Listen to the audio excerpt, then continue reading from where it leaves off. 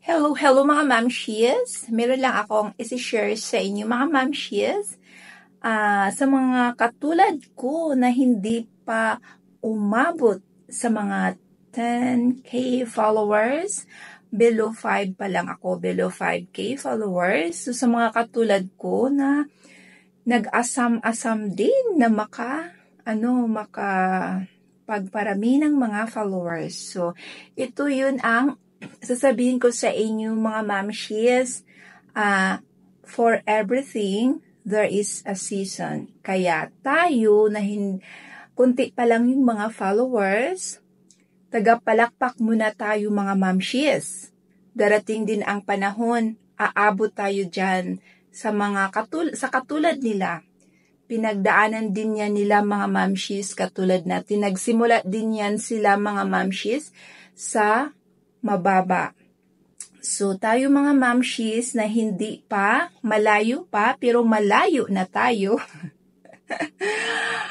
Post lang tayo ng post mga mamshies. At darating din tayo dyan mga mamshies. Kaya, i-enjoy lang natin, mga mamshies, ang pagpo-post, ang pagko-comment, and paggawa ng mga videos natin. Ang isipin natin mga mamshies, yung goal natin. At i-congratulate natin yung mga naging successful dito. Malay natin, someday, tayo na naman ang palakpakan.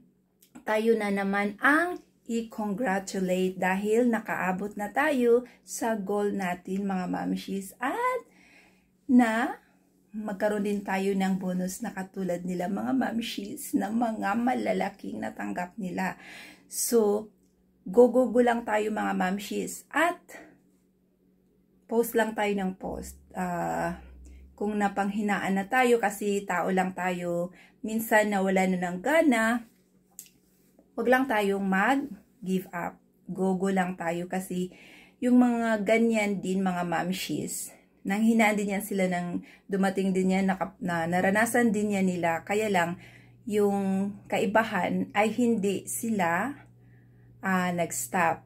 Nagpahinga lang sila. And then, after that, go na naman. Gagawa na naman ng content habang meron pang Facebook, mga mamshies. Kaya tayo na